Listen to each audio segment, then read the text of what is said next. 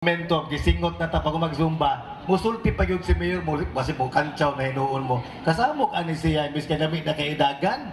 Bitaw, una sa tanan, no, on behalf of the city government, no, let me thank all of you for supporting this event, no. Daghan-daghan nga lain-lain nga communities, no, lain-lain nga mga running clubs, running groups, no, labak and other groups, apil pang atong cycling community, apil pang atong skateboarding community, ni support niya ni, and individuals and other organizations. No, salamat yun kaayo. As Tina was saying, ang purpose yun nato niya ni, aside from encouraging active and healthy lifestyle among our people, gusto na nato, this is a precursor already to our long-term plan of making the roads of Butuan as accessible as possible to people. No? Kabantay mo, mga tumuglaing mga nasod. Japan and Taiwan, the nearest, na mga atong maadtuan. Mabantayan ninyo, naman sila dagko kaayo nga mga recreational parks. They have very big stadiums as well, sports complex, no? Pero, nagyapon sila yung mga car-free zones, no? Gusto nila na accessible sa katawhan ang ilang mga kalsada. And if you notice, people there walk most of the time. As much as possible, they walk. You go to Tokyo, it's a very populated city, and yet, matingala ka, di man siya as traffic congested as Metro Manila. Nganong mas traffic pa man ang Cebu o Davao kaysa Tokyo nga mas dako mag-population, because people use public transport. And on their way to public transport stations, ang ilang buhaton, magbaktas. Di ba? Gusto nato encourage din hinga, active ang atong lifestyle. Manumduman na ako itong una na ako'y grant nga gamay na nga study dito sa Germany.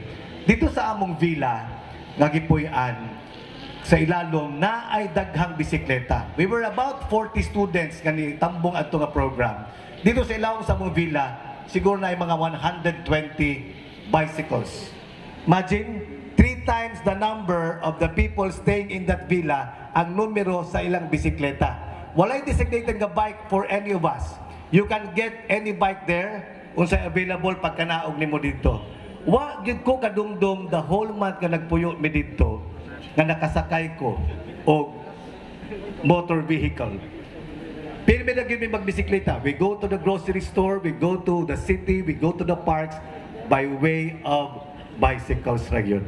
Niniwang ko pag uli na kong Pilipinas. Pagabot din niburot na pod ko. Kaya di naman pod bubaktas, di naman pod magbisikleta. That's the whole point of this, no? And dili lang, sugod lang ni Tin, di ba? Sugod lang ni. This is the Committee of Civic Historia. Magsugod ta ni aning Sunday loop, no? Kining sa City Hall. Initially 4 to 10 in the morning na magyud ni siya. Pero gidugangan nato siya og 4 to 9 in the evening on Sundays, nga full close na siya.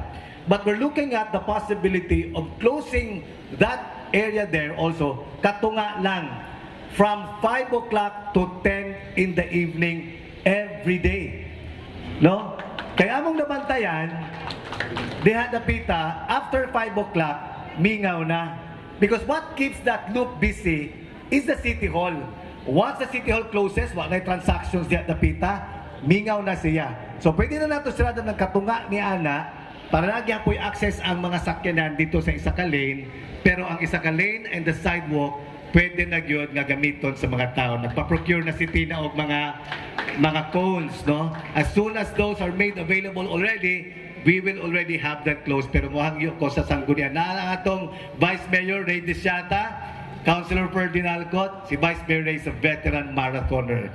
No, mo na diha mi mangutana unsaon pagdagan. Bitaw. So kana, aside from that, kining SM to Robinsons, himo po nato ni nga car free. No, katunga ni ana. Then extending up to the Rotonda.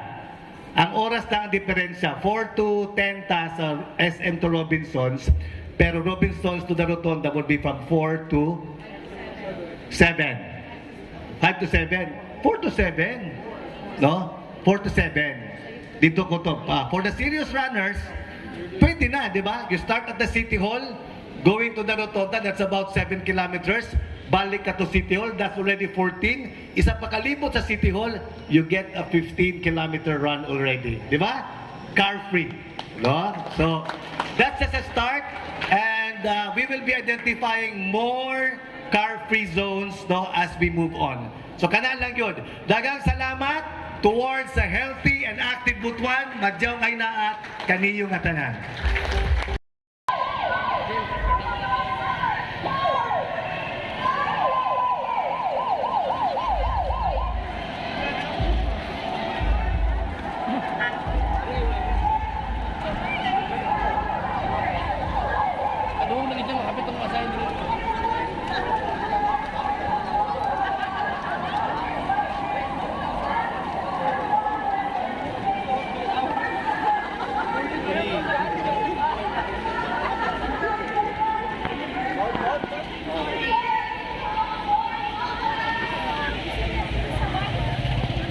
Game.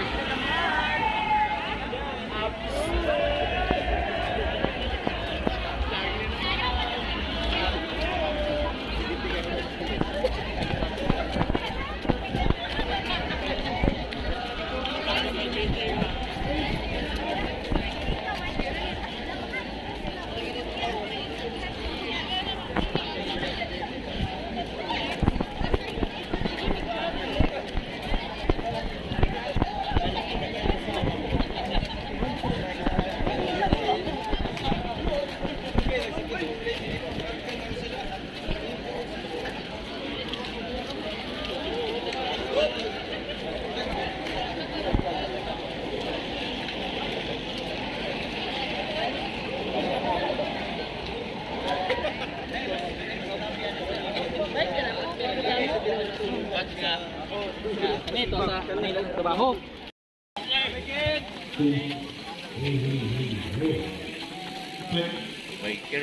Mga bikers. Ilan yung kalsada ron, mga bike. Suwak ang guntangan, nakita mo nga ng bike. Ilan yung kalsada, way mga sakyanan. O, pwede na mo ko. Way mga sakyanan nga. Kaan, oh.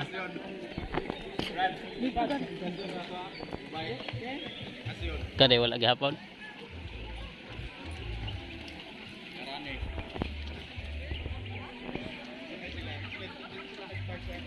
Mayo. Dili pa. Sirap kung katapat na pagamot mo. Malay mo, ikapoy na sirap. Bilar na ito sirap gabi. Ito ni ulit sirap gabi. Pwede mo magkayo, balik mo, ano yung mudagan sa, ikaw na lang isa. Kadugay ba nakabalik, no? Nangaon mo. Basig nagapi ba? Dire ram gura. Ay, tuara. Tuwa, oh. Tuwa. Kay bro, Tuwa. taho. Si Mayor ba? Tuwa. Tuboy. Basta na kayo sa kay bro. Oh, tuwa. Oh, bansi. Daddy Ferns.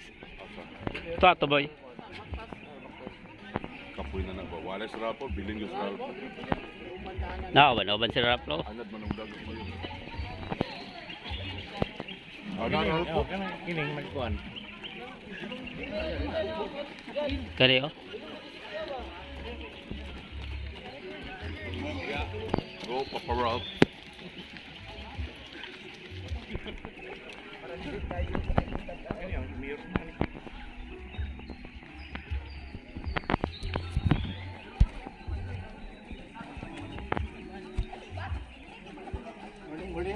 Morning, Mayor.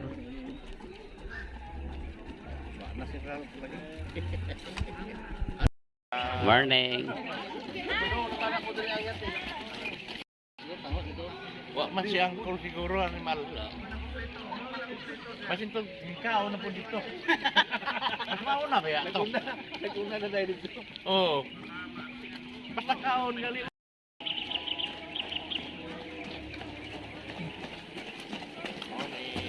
Morning.